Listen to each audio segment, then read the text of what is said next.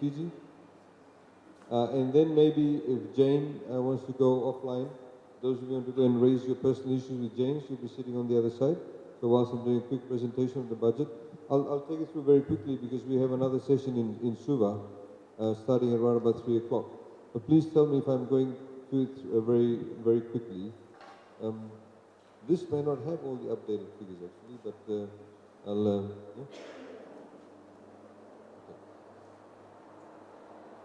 Now, fiscal deficit. This is, as you know, that when we stand up in Parliament and we say we have a fiscal deficit of 2.9%, 3.8%, whatever it is, that is a percent of your GDP. All governments, since the Rocky Mara governments in Fiji, have run a what you call a deficit. In other words, we spend more than what we actually collect in that particular year. We're a developing country, and as you'll see later on, I'll show you some slides, even developed countries actually run fiscal deficits. But the trick, of course, is to make sure that these lines are much shorter than, you know, if it becomes too long, it becomes a bit dangerous. So the longer the line, the worse off you are. So as you can see, what we have tried to do is that we've tried to maintain the average fiscal deficit to about 2.4%. You can see things, the deficit is coming down. Things like cyclones actually make your deficits higher.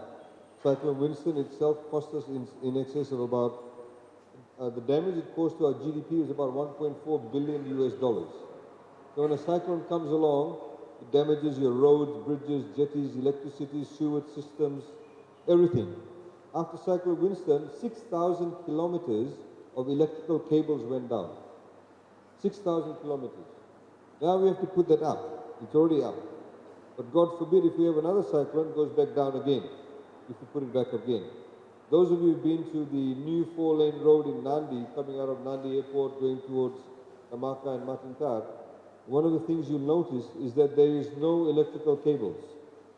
Electrical cables have all been put underground. It cost us about $20–25 million more to do that. The reason why we did that is that next time there's a cyclone, there's nothing to go down. We've taken everything that normally was on top, we put it in the ground. Normally when they used to build a road in Fiji, if this is the road, they normally put the water pipe underneath the road. When the pipe leaks, you get potholes. So then somebody realizes there's actually a water leak. Then in order to fix up the water pipe, you dig up the road. So you damage one infrastructure to fix up the other infrastructure. If you see, most of the water pipes in Nandi have been actually taken out and been put on the side of the road. Water Authority of Fiji was actually going to do a major water upgrade in 2009. We said, you need to bring it forward, do it now so you don't dig up the nice, beautiful road we're going to build. So deficits actually, the idea is to manage your deficit. And what we've done over here is obviously, you can see Winston had an impact on the deficit. We've had only 3 times where we have a surplus. In other words, we have more money left over than what we've actually spent and collected. And sometimes this happens because of maybe of underspending. We did not spend enough money that year. Or for example, back in 1990s, late 1990s, they had one surplus when they sold the old, what we call the PNT. When they sold the PNT to FNPF, and you created ATH, Telecom, and Post Fiji, the government made a bit of money, more than what they expected, so you had a surplus then. We've only had a surplus 3 times. Sorry. Government, a lot what I mentioned, 2004, this is how much money government collected, $1.1 billion. Today we're collecting $3.8 billion. That's the amount of revenue we collect in a year. So obviously revenue has tripled, which means we have got more capacity to be able to build more things. That means we have to borrow less. When your revenue increases, we have to borrow less. Obviously revenue has increased even though we've reduced taxes. We've given everybody a tax cut, we've reduced corporate tax rate, but we managed to collect a better revenue. Total government expenditure in these areas. You look at 2004, this is infrastructure, health, education, access to justice, social protection.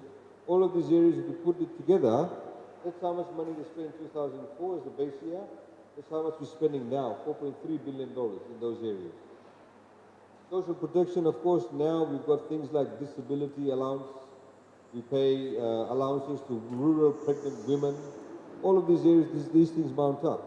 There are many things that we're doing now, for example, pension. There are many villagers, many farmers who've never worked for anybody else. Many women, they've never worked for anybody else, so therefore they don't have FNPF. So when they retire, when they get old, they don't have any pension. All of you will have a pension when you retire at the age of 55. These people don't have a pension. So a few years ago, we started a pension scheme.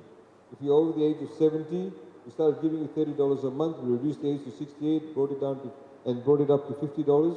In the budget, what we've announced is that now anybody who's over the age of 65, will get $100 a month. Husband and wife both are entitled to $100 a month. You'd be surprised how many children no longer look after their parents. How many of them have actually left and gone to the urban areas or migrated or whatever it is, and these people have no form of social protection. So that's what social protection is all about. Also abandoned children and people living in poverty line, below the poverty line. Access to justice, this is legal aid.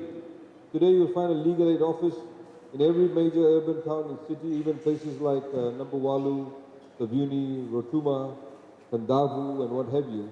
And we're opening up more. Legal Aid is now the largest law firm in Fiji. It's got about 45 lawyers. Education, of course, is now free. You don't pay any school fees from early childhood all the way up to year 13. And of course, you have the scholarships and TELs and what have you. I'm going through this very quickly. Health, of course, we spend a lot of money. Our problem with health, of course, we have a lack of specialists. And that's one of the major challenges of health system. We don't have enough specialists in Fiji, in particular in the medical field. I don't know about the dental field, but in particular the, in terms of surgeries and what have you. We, for example, now for the first time have a Dr. Biribo, who's just recently come back. He's doing neurological surgeries. Reality is this: just because I've done an MBBS doesn't mean I can cut you open and play around with your heart and do open heart surgery. I need 10, 15 years of experience. So we have not invested in our people. And that's the problem in Fiji. We need to be able to invest in our human capital to be able to get the specialists. And that's one of our major challenges. Of course, we need to get specialists from overseas. It was very interesting. When you go overseas to try and recruit specialists, they ask you things like, okay, you want to send me to Lambasa town, what's the nightlife like? Is there an international school for my children? How many cinemas do you have? What do I do, in after hours? And these are the kind of challenges that we do face. So it does not make you very attractive from that perspective. Infrastructure development, of course, is the roads, bridges, jetties, and all of that. This is very important, ladies and gentlemen. Expenditure mix. Every year when we spend money, some of the money goes towards operating expenditure, some of it goes towards capital expenditure. Operating expenditure is your salaries, your toilet paper that you use, we pay for it. The fuel that we pay for coming over here. When you travel locally, that's what you call operating expenditure. The photocopying paper, your ink, all of that. That's operating expenditure. The other expenditure, of course, is your capital expenditure, is what we use to build things. Now, obviously, we should have a higher focus on capital expenditure. Because when you have your operating expenditure, this year we paid for your photocopy paper, your salary, your toilet paper, whatever it is, electricity costs. We've got nothing to show for it the following year. The money's gone. But capital expenditure, if we buy you 3 new chairs for your dental operations, you've got something to show for it the next year. It's an asset. If you're building a maternity hospital in Makoi, that's an asset that comes from your budget. So when we build things now, we spend more money in capital expenditure, you've got something to show for it. In particular, when you borrow money to build things. The example that I used with the high school kids was this. I said, assuming you all want to have a party at McDonald's, but you don't have enough money. So you go to a bank and they lend you money to have the party. You have the party, you eat the burger, you drink the Coke and what have you. In the morning you wake up, the burgers are gone, the drinks are gone. You got nothing to show for it, but the only thing you have left is the debt. But if you actually borrow money to build something, the morning you wake up, or when the building is completed, the building is there, the debt is there. After a while, the debt finishes, but the building is still there. So, if you look at it, say 2004, again using the base year, out of the 100% of money that was spent, 83% went into operating expenditure. Only 17% went into capital. Look at this here. 59% will go into operating expenditure, but 41% will go into capital. You know how some people, they talk about debt, they don't understand debt. When we're building this 4-lane road over here, they'll come all the way to Nosori Bridge. You're saying, oh, you're incurring debt. Yes, but increases the productive capacity of this area. The value of the land in this area will go up because more people, as you know, Suva Peninsula is very crowded. So more people want to move to Nosori area to build their own home, so they can travel quicker to Suva. The value of the land over here will go up, but once we build this road, the future generations don't have to build a 4-lane road. It's already there. So it's better to build assets now because building today is far more cheaper than building it in 10 years' time. Anything. You talk to your family, oh, well, my father built that house at that time only for $50,000. Today the same house will cost $250,000. Same way with infrastructure. So a lot of people say, oh, it's about, we're affecting the future. Yes, in a very positive manner if you're building your assets now. Again, this is just a quick show. This is the good old PWD days. $55 million in 2004.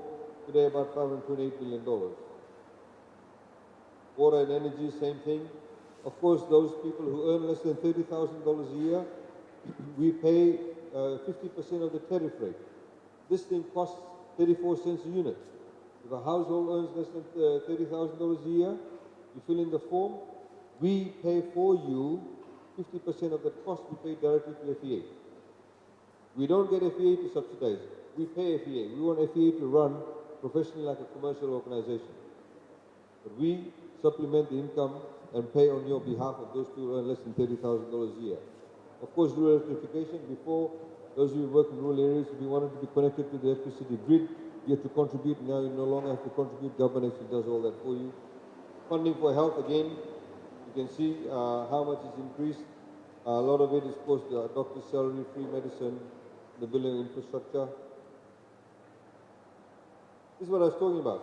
So from there, all the way down there, is how much money we make. We collect revenue, operating revenue. And then, that's the operating expenditure, the brown bit. So all your day-to-day expenses, our day-to-day expenses. If you less that, from that, we have operating savings of $896 million, which means we have to borrow less. We're saving nearly $1 billion. That's how the police have got a $15 million pay raise. These are some of the things that we can do. Now we'll be getting more equipment for them. I mean, in this day and age, the way that some of the police officers used to get paid only a few years ago was terrible. We all complained about police officers not coming on time. But if you pay them $6,000, $7,000 a year, it's ridiculous. So all of these increments have taken place. They need to be better equipped. We're giving them 200 vehicles. How can we afford 200 vehicles one go? Because we are managing in a smarter way. We lease the vehicles. Because before, if you had to buy vehicles, we had to pay for the whole cost. Now we lease vehicles. And when you lease vehicles, we now got insurance. For the first time in Fijian government history, our vehicles are actually insured. You don't have to have a garage in every different ministry just to have a fleet of vehicles. It's all leased. So that's how you actually manage the economy in a smart way. Government debt. This is the most important thing. The line that really matters is this. You see this line here? That's the line that matters. That's what as a percentage of the GDP. I'll give you an example. Assuming a GDP is generally the value of your goods and services. So assuming the value of our goods and services is $100. If it's $100 and we go out and borrow $20, then we would say your debt to GDP ratio is 20%. 20 is 20% of 100. That's what this line is. Debt to GDP ratio is 20%. But assuming the value of your GDP goes up to $500, but you decide to go and borrow $50, 2.5 times more than what you borrowed. But as a percentage of GDP, it's only 10%. 50 over 500 is 10%. In other words, as your GDP increases, the capacity to borrow increases. And that's the percentage you need to be able to manage. The 50 and the $20 is what you call the nominal amount. This is the actual value of debt. Right? This is the actual value. This is a percentage of your GDP. So you can see over here, in 2006, the debt was $2.8 billion. But as a percentage of GDP is 53.3%. Over here, the debt is $5.2 billion, but as a percentage, 47.5. Why? Because our GDP has grown. We have become wealthier as a country. Because we become wealthier as a country, your capacity to borrow has increased. But the most important thing is also this, ladies and gentlemen. Where are you spending this money? Is it going into paying for operating costs? No, because we already are able to meet operating costs. If it's going simply to build roads and bridges and jetties and hospitals, then it's an investment in the future. So your future generations don't have to do that. We've tar sealed the road from Nambuwalu to Draketi. We've done a tar seal road in Buddha Bay. Nobody has to do that anymore. The 4-lane road that's come out of Nandi Airport going all the way to Matintar, that road will hold us sway for the next 20, 25 years. The future generations don't do that, don't have to do anything about it, but it increases your productive capacity. The same way that the villager who sells you fish by the roadside, they catch fish, they sell fish to you by the roadside. They don't have any electricity. When they sell fish by the roadside, by the afternoon time, when nobody's buying it, he's reduced the price of his fish, because he knows that if he keeps the fish overnight, the fish will go bad. He does not have any refrigeration. He's got no electricity. He either sells it to you at half the price or 1/10 the price, or he eats it himself, or gives it away to somebody, or the fish rots. The moment you connect the person with electricity, they won't bring down the price of the fish. They'll keep the price of the fish at the same price. If they don't sell it, they'll put it in the refrigerator, in the cooler. Next morning, they'll put it out again, throw some water, you drive past, they say fresh fish for sale. And they'll sell it to you at the same price. So you have suddenly, just by connecting them to electricity, you have increased the income level. That's what we mean. When you spend money to increase the productive capacity, so he can catch more fish, he can keep it, he can increase his income level. The women who are then doing sewing will get an electric sewing machine, increase their productive capacity. So that's where you should be spending money. So the line to watch, ladies and gentlemen, is this line, the debt to GDP ratio. In fact, I'll show you a comparison with other countries, how we are doing with the other countries. Okay, look at us here. Look at Japan. Debt to GDP ratio is 239.2%. USA, 107.4%. I've got another slide that shows other countries. Canada is about 94%. But everybody says that, those economies are doing well. Some silly people in Fiji, the politicians and some journalists who don't know about debt, say, Fiji's got a debt level of $5.2 billion. Oh, that means we know we're not doing well. It's nothing. Look at these countries. Look at these comparable countries. Okay, forget USA and Japan. Maldives, Seychelles, Nauru, Mauritius, Tuvalu, Samoa. These are comparable island countries. Look at where they are sitting. One thing I forgot to tell you. You see this debt level here? Out of this debt, $5.2 billion, $2.2 billion we inherited from the previous government. You see, when the Ratumara government was in place, they incurred debts. So, then the next government came in, which is the Rabuka government. They have to pay the debts of the Ratumara government, they incurred their own debts. Then when they were out, then you had the Labour government for 1 year. They pay everybody else's debt, they incur their own debt. Then you had the Garase government. They pay everybody else's debt and also incur their own debt. In the same way we came in, we incur our own debts, but we also pay the debts of everybody else. Because when you borrow money internationally, it's not given to the Ratumara government, it's not given to the Garase government or Rabuka government, it's given to the Republic of Fiji. Any government that comes in has the responsibility to pay that.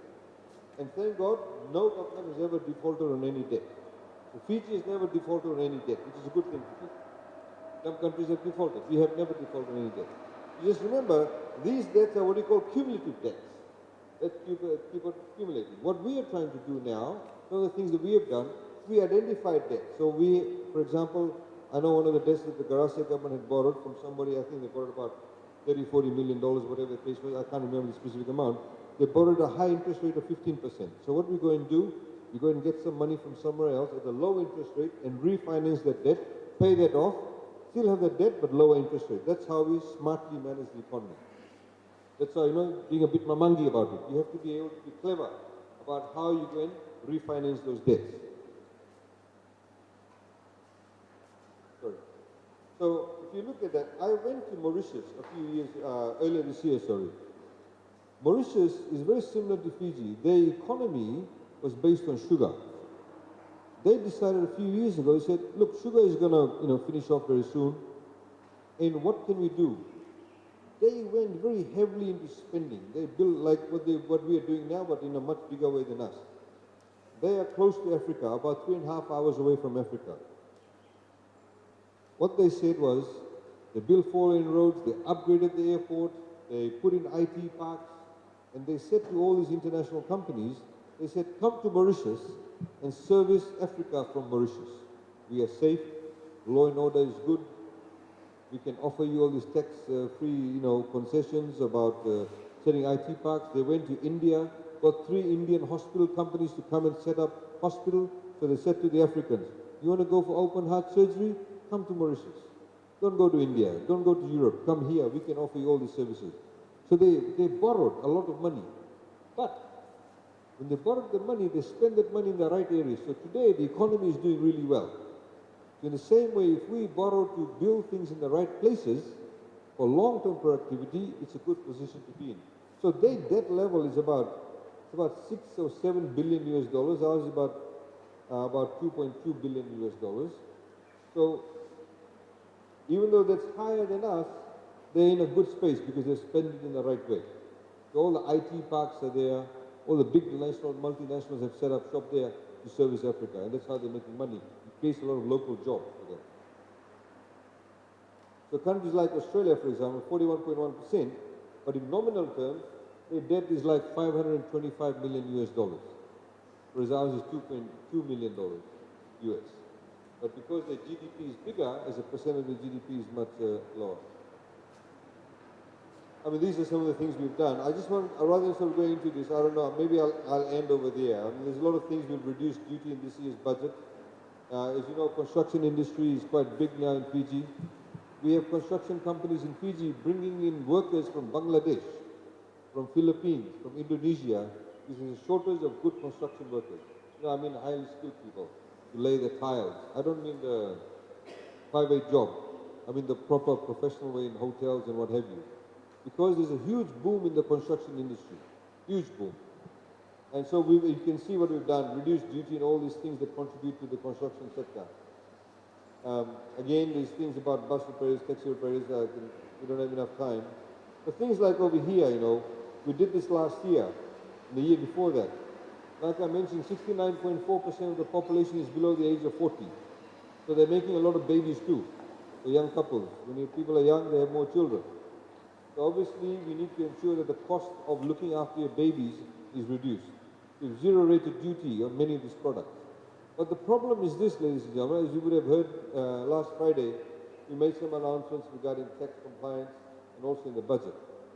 You see, for example, a few years ago, 2 years ago, we reduced duty, zero rated duty on all this, this Johnson & Johnson baby products. Now, but the problem is this. Johnson & Johnson, the agency for Johnson & Johnson is held by only one person. He has got the entire agency for Fiji. Right? So he supplies to all the different supermarkets. Now, even though we zero rated duty, the reason why zero rated duty on products is so you pay less. If the duty was 32%, we reduce the duty to 0%, that means the price of that goods must come down by 32%. It doesn't happen. Because this guy, he brings it in duty free, but still has a huge markup and sells it to the supermarket. So even if you reduce VAT, this is the whole fallacy we tell the opposition, you understand? Even if you reduce VAT, this guy, if you bring something for $100 here, right? You put it for $100, and then I sell it to the supermarket for $200. Then you have the VAT. 9% of $200 is what? $18? So even if you say remove the $18, say no VAT. This guy, when he feels like it, he can sell it from $100 to him for $250. The price will still go up. So what we've announced in the budget is going to go behind the retailer and get the farmer's commission. Wherever there is a sole agent importer of any product, we're going to then price control that. Because they have a monopolistic position. It's like cornflakes. We zero-rated duty on it a long time ago. But the person who supplies cornflakes lands it in Fiji at about $2.75. If you buy it in the supermarket for $9. You see? So it's these persons who have the sole agency who are making a killing on it. So we've said we'll go behind. It's not the VAT reduction that will reduce it per se. It's how much they actually sell it to the retailer for. So that's one of the things that we are doing. And you see a lot of changes. This is why you see this new supermarket chain that's come up. Max Value. Why? That's MH's. Why have they done that? Because they know that we are going to do these things. So they quickly, if you look at the pricing, it's very good compared to what it was. Because they know these investigations will be, obviously, we are carrying out this investigation, they are responding positively to it. So we hope others will also respond positively to it too. There's lots of other things that we've sort of done in respect of that. Okay, this is how the economy has been growing. It's been growing for the past 8 years. We expect it to grow for another 10 years or so. When the economy grows, obviously, it means more jobs are being created. And one of the positive things in Fiji is that inequality has dropped. Because you can have growth, but that growth can be only given to a few people. Inequality overall in Fiji has dropped from what it was. What are the things that contribute to economic growth? These are the things that contribute to economic growth. Agriculture is about 0.34. Fishing and forest is very, very low. Obviously, you're not doing something right there, or there's a lot of potential there. Manufacturing, as I mentioned to you, is quite high. Construction is also quite high, as I mentioned. This is one area that we are very keen on. This is the services sector. We believe there's a lot of scope for ITC. We're making a lot of announcements in that area. We have a young population. A few years ago, a company called Mindpearl came to Fiji and they set up a call center. And I asked them, they're a South African company, and I asked them, why did you come to Fiji? Because we gave them a tax rebate. For 3 years, every single dollar of salary they paid to Fijian workers, we gave them a rebate, just so they could stay here. But now we no longer pay them the rebate, they are here. These are some of the things we've been doing behind the scenes that should create jobs. And so then, if you have a major company that comes to Fiji and stays here, then other international companies will say, hey, these people have gone to Fiji. Must be a good environment, so let's go there too. And you can see the ITC sector is growing. Just recently I met somebody from Queensland. They just set up a call center, 100 seats. When I say 100 seats, it means there are 100 jobs. And they work 3 hours, they work 3 shifts in a day, 24/7. So these are the people who answer phone calls from USA and whatever you, different companies use them. But our point here is that this is one area to grow. And I asked them, I said, why did you come to Fiji? They said, well, you are in the right time zone, 12 hours ahead of Greenwich Mean Time. You speak English, educated workforce, young people, and apparently we have mutual accents. So our accent, if an American picks up the phone and we speak to them, they can easily understand us as opposed to an Indian or a Filipino where they mainly go. When they go to India and Philippines, they spend millions of dollars to get Indians and Filipinos to change their accent so Americans, Australians, and English people can understand them. But apparently our accents are a lot more easily understood by these people. So this is one area. See, our government's policy, we must have a broad-based growth. Very important. What do we mean by that? We should be dependent on a number of different sectors to contribute to our economic growth. We simply cannot be dependent on tourism and just sugar. Because, for example, if Cyclone Winston, originally it was going to come through northern Laos, come across and hit Suva, Nasinu, Nasori, go through Viti-Levu, hit Nandi. If it had done that, we would have been in a very different space. We would have taken out most of the tourism properties out. Because Winston did not affect most of the hotel properties, we were able to bounce back much quicker. So the issue is this. We should rely on different areas for economic growth. If one goes down, the other one can pick us up. In the same way, tourism sector. One of the things we've been trying to do is this. 51% of all the tourists who come to Fiji come from Australia. Nearly 17% of all the tourists who come to Fiji come from New Zealand. So nearly 70% of our tourism arrivals come from only 2 countries. This is why we want more Indians, we want more Chinese, we want more Middle Easterners, more North Americans. Because if, for example, Australia and New Zealand have a bad economic downturn, we'll get less tourists. If we get less tourists, that means a lot more people will be laid off. Hotels will shut down. But if we had, say, 20% from Australia, 20 from India, 20 from North America, 20 from China, 20 from Australia, if one goes down, we still rely on the others. That's what you call mitigating your risk. You have to be able to always mitigate your risk. So our job, we see as our policy to have a broad-based growth. Inflation, very important thing. Price of goods, you know how they go up, inflation. What are two major areas that affect inflation for us? One is, of course, the price of fuel. World price of fuel. See the reason why it's high here, 2011? The price of fuel, world price of fuel, was $145 a barrel. In Lambasa and Savu, all these places, electricity is generated through burning diesel. In Fiji too, BP level, when Monosavu Dam is full, about 70% of the electricity you get comes from Monosavu. 30% is still dependent on diesel. So that has a price, the impact. Price of fuel goes up internationally, we can't do anything about it. You can't do anything about it at all. The same way the price of wheat goes up, the flour you get, you can't do anything about it. That's one impact. So of course the price of fuel came down. You're hovering around about 2%, just below 2%, that's fine, it's nice. At the moment the price of fuel is about $47 a barrel, which is a good place. But then this will occur. Cyclones have an impact on you too, on price. Small bunch of bananas in Shiva cost $20 after the incident. Yangonas still cost in some parts of Fiji $120 a kilo. Some people still drink it at the same rate. Right? But the price of Yangon has gone up. A bundle of beans cost $5 after the incident. Now it's come down.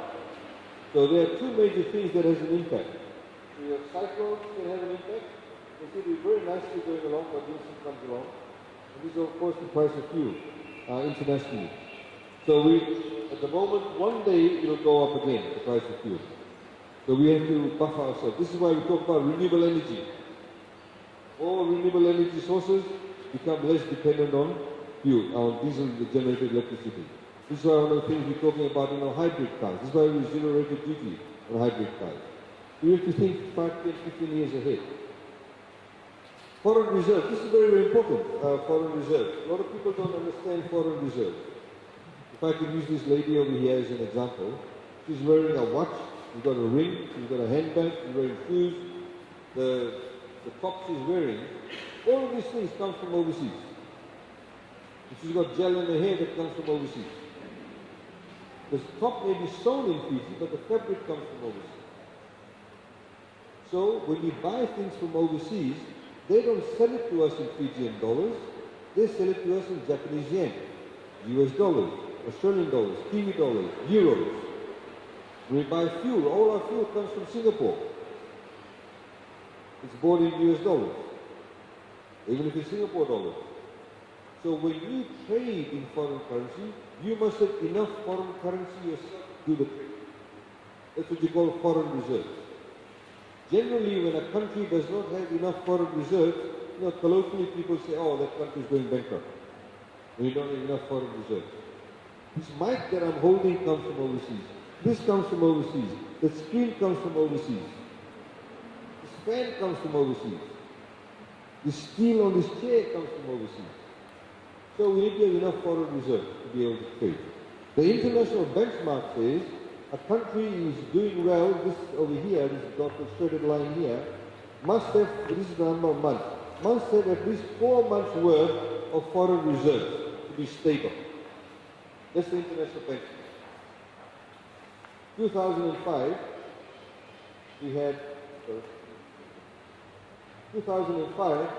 we had only $549 million worth of foreign reserves, which equated to about 2.3 months of foreign reserves. Then, as you can see, it fluctuates. Today, we have $2.3 billion worth of foreign reserves. In fact, that's outdated. Just a few days ago, we have about $2.4 billion worth of foreign reserves. which is a good space. Never been this high in Fiji ever before. It's about a 2.3 was 5.8 months worth. You see over here, even this 1.9 billion, it says 5.9 months. Over here it's 5.8, even though it's 2.3. Why? Because our economy is growing. You go down to Nakasi on a Saturday, you look at this Roops Big Bear complex. You look at the amount of trading that's going on. You see the amount of second-hand cars that's on the roads now. People are spending money. People are buying things. You know, I was talking to some people from Lautoka. They're saying that they can't believe that people are in places like Ba and Lautoka in the interior parts, where suddenly people get connected to electricity. They're buying a fridge worth $4,000, $2,000. They never had electricity. But that fridge comes from overseas. So we need enough foreign reserves. That people are buying washing machines. They never had washing machine in their life. They're buying microwave. So, as the demand for goods and services increases, we need more and more foreign reserves to be able to buy. This also, the higher foreign reserves, the better it is for us for our interest rates. You see, like Fiji Airways went and bought 3 brand new A330 aircraft. They borrowed money, of course, a little bit of money from FNPM, but mainly from European banks. So when the European banks, when they negotiate with them, they look at things like this. They say, oh, good foreign reserves, you get better interest rate. Less risk.